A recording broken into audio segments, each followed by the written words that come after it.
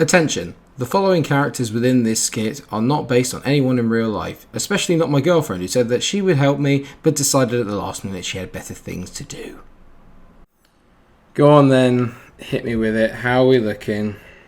Well, funnily enough, it's not very good when you take a month hiatus and there's barely any good series on the channel. Yeah, we've already mentioned that. Thank you. At least you've got the new FM save to look forward to. Yes, because that'll go well.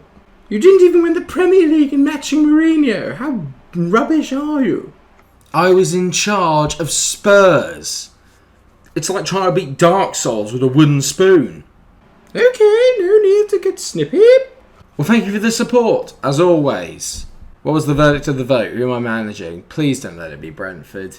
There's actually expectations with them, and I'll just let everyone down. So please, just let it be Forest or something. Let's see. Oh! Let's see. Oh. Oh, fuck!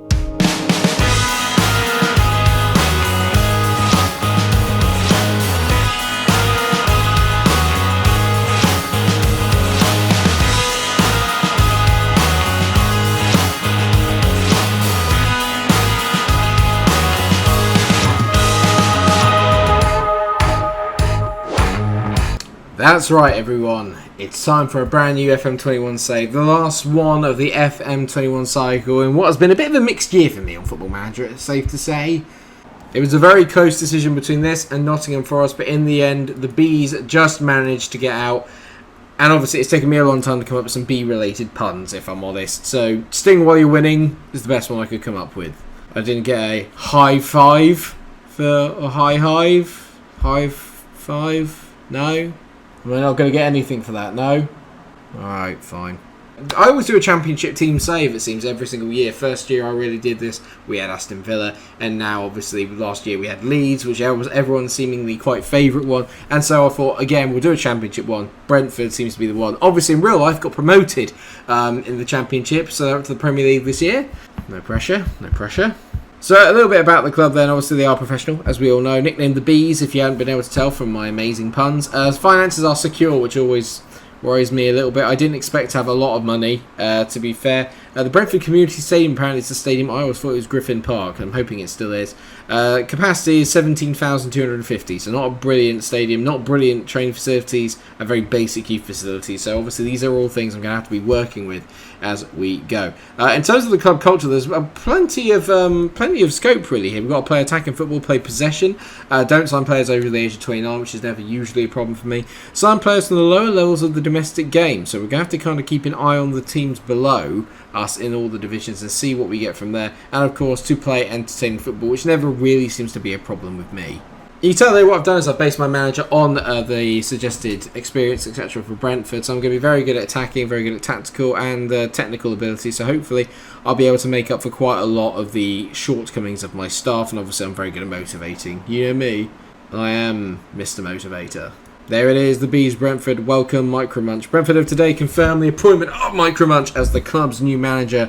Eyebrows raised in the world of football. They should know by now that I do this every year. Why is everyone surprised? So obviously a reputation of only 3 stars. Brentford have obviously never been in the Premier League, so it's going to be very interesting to see how we get on.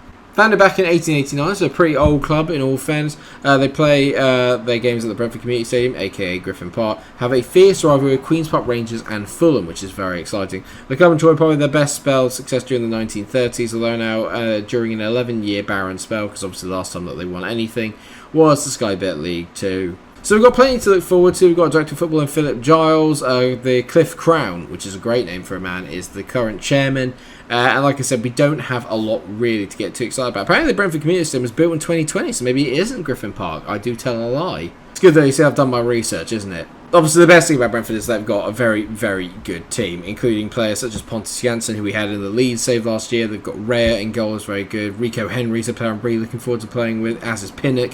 Jensen, Josh Da Silva is going to be amazing. And Buemo is the one I'm really looking forward to using, as well as Ivan Toney. There's a lot of really good players in this team. They've got a number of good players as well that I know, like Winston Reid, Dominic Thompson, Joel Valencia.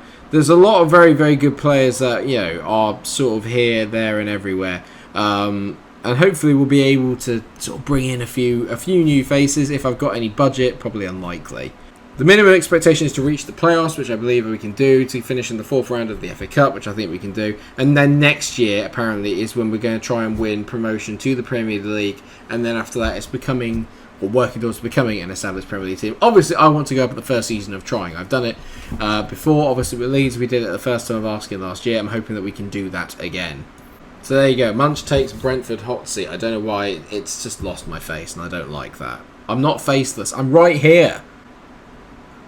If you're new to the channel, I'm very like this. I get very hyper at the start of the save. I hope you all enjoyed the intro as well. Obviously, I like doing a little bit of a funny intro to at least start off the series and then continue. They get progressively worse, sort of, as we go. So, I'm hoping there'll be some good storylines, new characters. Obviously, you've met one today. So, yeah, I know.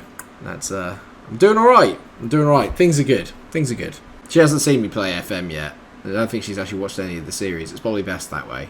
In terms of where we need to strengthen, I'm not really 100% sure. I won't lie, I don't know Brentford particularly that well, which is why I'm so excited, obviously, to sort of have a go and to see them. I've watched a little bit of them in the Championship, but probably not as much as I would like to.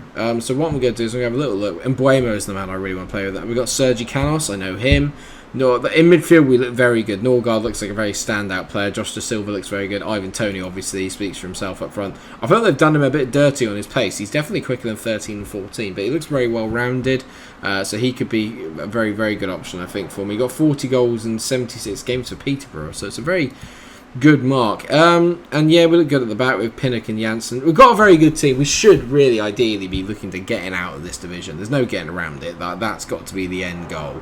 But what I'm going to do then, obviously, is I'm going to go away, I'm going to do the kind of transfer window, and then what we'll do is we'll come back, hopefully, for the very, very first game, which will be, I mean, we've got a Carabao Cup first round, but what I want to do is I want to come up for the very first game, which is away at St Andrews against Birmingham on the 12th of September. So I hope, obviously, to see you all there, and what we'll do is we'll have a proper run-through of the team and see exactly what we've got to play with when we get there. So I'll see you in a bit. Okay, viewers, so I am back, and it is the day before the season kicks off, and of course I've made a few little additions to the squad, but nothing really that's going to change the fundamentals of it, I don't think, so we're still going to get that very good Brentford feel about it. Anyway, I've made one sale, and that was the sale of Emiliano Marcondes, who has gone over to Bordeaux. He was transfer listed when I got here, and I sold him for around about £2.5 million. I don't think it's too much of a bad deal. He's got some decent attributes, to be fair, but not really a player that I was looking to keep around that much. And also a position I'm not really looking to use that much. I have got Norsgaard, who obviously is going to be my kind of like main sort of attacking midfielder, if you like. So I didn't really need another kind of number 10, right? I'm feeling pretty confident in the squad that we've got. But I did make some additions. I did bring in some additions, though. We'll start off with Michael Obafemi. Got him in on loan from Southampton. I think he's a pretty decent player. Got explosive pace, very, very physically strong. Mentally not brilliant, but he can score, I believe, at this level. Finishing of 11 is not brilliant, neither is his first touch. He's a very physical powerhouse, which is why I kind of bought him. Very similar to Tony. Tony obviously is a bit more well-rounded, but at the end of the day, Tony is also a big physical target man striker, and I feel that Michael Obafemi kind of ticks that box, and I think he could fill in quite well. We've also got a number of other good strikers for us, etc., but he's also a player I can bring on in the wing. When games are a little bit tight, I can bring it on to stretch the game, get him making runs in behind with that blistering pace just to open stuff up. Another loan that I bought in is Ben Johnson, and this one I am quite happy about. He's obviously the West Ham youngster. Looks very, very good. Made his debut this year, I believe, for West Ham in the Premier League, and has got some very nice, well-rounded stats. Can play on the left and on the right. He's got, not brilliant going forward, but physically quite decent. Got some very good mentals for someone of his age. He's only got one leadership, which is a bit concerning, but other than that, I'm feeling pretty good about him. His technicals are okay, where they kind of need to be. 13 tackling is decent. 13 first touch is good. Crossing 11 is pretty good. Marking 11 maybe could use a bit of work, but I think where he needs to be good, he is. So Olivier Kimmon is the first player I bought in for a modest £425,000. I have to say, for these attributes, 425k is not bad. He's physically quite decent, mentally very, very good, I think, for a guy at 24. He's got good determination, which is decent, good work rate, good teamwork. He can play in a number of roles in that midfield section. He's a bit more maybe defensive-minded, which isn't a bad thing because I'm kind of stacked for really good attacking midfielders like Josh Da Silva and like Norsgaard. So it's quite nice to have a little bit more of a defensive solidity in there, so I think Kemen could be quite good. He's now valued at 1.5, which means hopefully I'll make a profit off of him if I do sell him next year. And you could say the same of Victor Lekal, who's probably a little bit more well-rounded. I think overall there's a lot of 10s and a lot of also good ones here. 16 determination stands out, 16 teamwork, 15 work rate is good, 15 passing. He's a bit more of a playmaker. Bought him in again for a pretty decent bit of a 350k from Le Havre, which I don't think is too bad at all. But the big one I brought in was David Costas. Now I think this guy could be potentially like our kind of either second choice or third choice centre-back, along with Pontus Jansson, maybe Christopher Good and Pinnock. So we've got a really nice, well-rounded central defensive bunch there. We've got 4 really good centre-backs, and I'm feeling good about David Costas. £1.5 million is really good value from Celta Vigo. He's got some very nicely well-rounded stats. He's particularly quite good. He's a good ball-playing defender, which is the style that we are playing. I think he'll fit in really well. There's good attributes wherever he needs to be. He's still pretty athletic as well. 25 years old, 6 foot tall, pretty decent. I'm feeling good about him. So we've got £23 million in the bank overall, which is not too bad. I've helped a little bit with that, but obviously bringing in the money from Benrahma and obviously from Ollie Watkins at the start of this season has really helped the financial status, and we're looking in pretty good shape going forward for the rest of the season. So we are secure. What I'll do is we'll get into the first game and then we'll walk you through the squad and see obviously what we're looking at. Obviously, being a big fan of Villa, it's quite apt that I take Birmingham on first, let's be honest. Got to try and get through this without doing my Brummie accent. Do you know one thing I have realised? That there's a hell of a lot of Danish players here. And I know that obviously they've got a link with Midtjylland, so I'm not really surprised, but there's a big Danish contingent here, which is no bad thing. I do love a Scandinavian. And maybe you've seen the women in Sweden. Oh, actually in all Scandinavia. And the blokes, they're not bad either, big Vikings. Wish I was a bit like that, to be honest. Anyway, moving on swiftly. So this is how the team looks at the moment. David Raya is going to come into goal. We have had one game where we beat Coventry 2-0. 1-0, which is pretty comfortable, really. And even Ivan Toney getting his first goal of the season. And this is how we're looking then. So we'll have a quick little run through the squad, and we'll get to know the players, obviously, as we go through the episodes, okay? But if you're obviously a Brentford fan, or you've watched any of them this year, the lineup kind of speaks for itself most of the time. So David Raya is in goal, obviously a very, very good player. Comes from Blackburn originally. Very, very decent. Good sweeper keeper. Is going to do me a bit of a solid, I think, in goal. Very, very content. 24 years old as well. This is a very young Brentford team.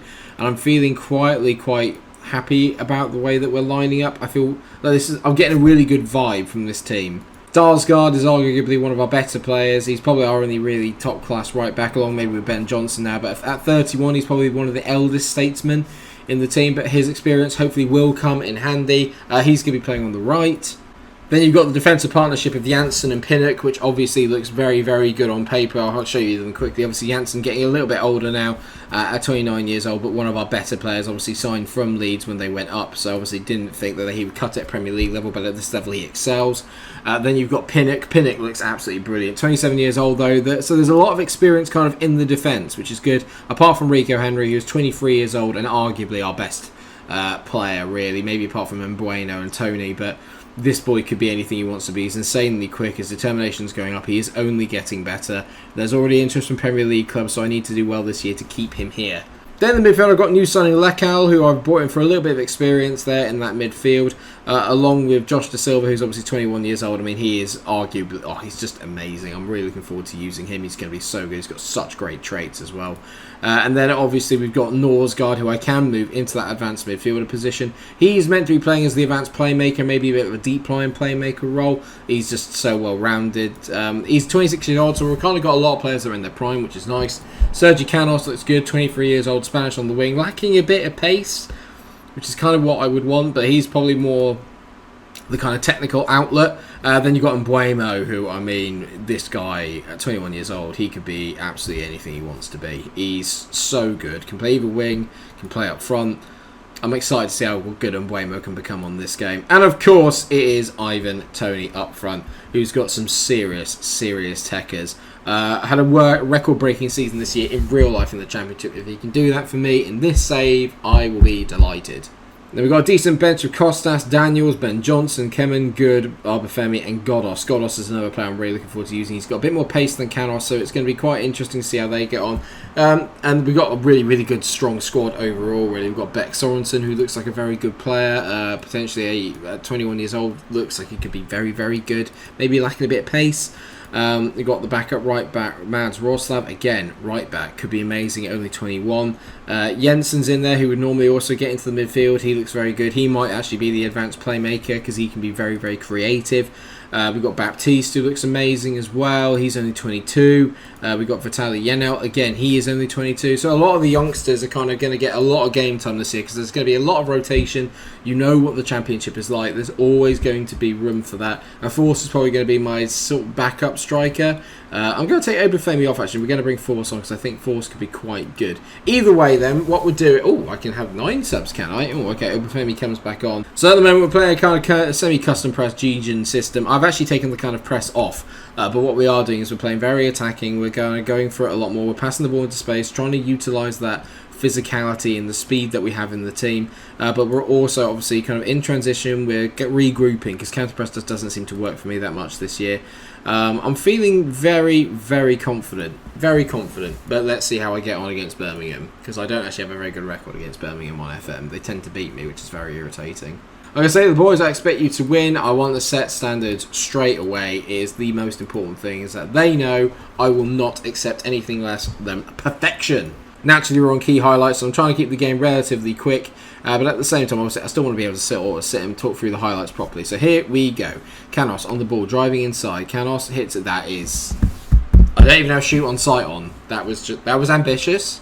Norsgaard on the ball here, hits it in, but no deal there. Bella hits it long. I mean, we are just recycling possession at the moment. They cannot get out, and this is what I want. I want consistent, constant pressure from my Brentford team. This is what I was made to do. I don't know what sort of commentary that is. That is an awful tackle by Jan Valery. Ivan Toney's going to get his first, hopefully, goal, well, second goal of the season, but it will be a penalty. Come on, Ivan. Smack it hard, smack it true. Don't stutter. We all know how that ends. Bang! There it is. 2, what? I was going to say 2-0. It's 1-0. Ivan Toney's second goal of the season. That's where I got confused. A good finish. We're 1-0 up. Job's a good one. I like it. They got Halilovic in the middle of the park. Do you remember when he used to be like one of the players that everyone really wanted on FM? He was so good. Or am I talking to the older FM generation? Probably. That's not good. Bella is in. The experienced backup, or the experienced backline there, got a little bit taken to town. I don't even want to know if that's their first shot on goal. I'm pretty sure it obviously is. Dalsgaard dives in a little bit, and Pinnock doesn't cover himself in glory there, that much is for sure, and neither does Ray, who's looking the opposite way when it goes past him. Yeah, first shot, so good, excellent. And so it begins. Valerie hits the ball long, straight to Pinnock to Norsgaard. Pick a good pass, don't shoot. Norsgaard shoots, it's wide. It's almost like I knew that was going to happen. So good to be back, love it. But we're just recycling possession over and over again, and Mbuemo's picked the ball back up again. Go on, Mbuemo to De Silva, pick out your man. He finds Lackout into Norsgaard. Norsgaard hits it. Not great save by Neil Etheridge, but I don't care. Christian Norgard gets the goal, and it is an assist for Lackout, which makes me very happy when my players I've signed actually do stuff. I feel very good about myself. I'm not awful at the game. I'm not. Great play by Norsgaard there. Bang. Top bins. Love it. Terrible from Etheridge.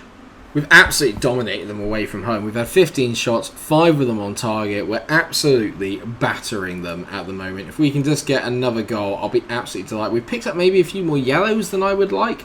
Tony, Canos and Pinnock all on yellows. Not ideal in that respect. Having said that, though, we're ahead, so I'm not going to judge. Here we go. Godos whips it in. Josh De Silva heads it again. Poor wrist from Neil Etheridge. Don't know what that is, but not very strong wrist from Neil Etheridge. You know what you need to do, son. Brilliant header.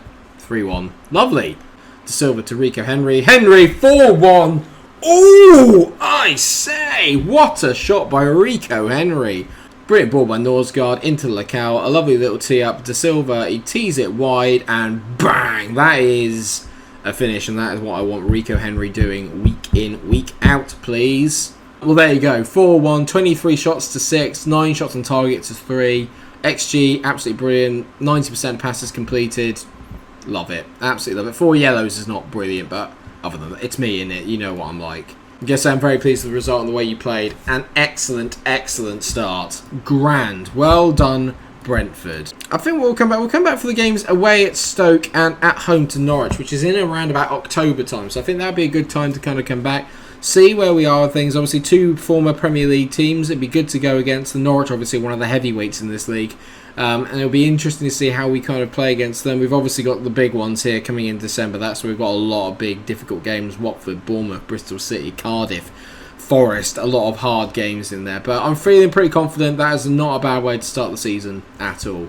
So, thank you very much for watching this episode of my FM21 Brentford save, the very first one. I hope that you have enjoyed it. Of course, if you have, please do drop a like on the video, share, subscribe. You are not going to want to miss it. It's going to be every weekday, Monday to Friday. You will see me here taking the Bees into the Premier League and hopefully beyond. Although you can't really go much higher than the Premier League. Maybe the Champions League. We'll see. But either way, we're still in the Championship. There's a job to do first. Let me know what you think of my signings down in the comment section. Please like, share and subscribe.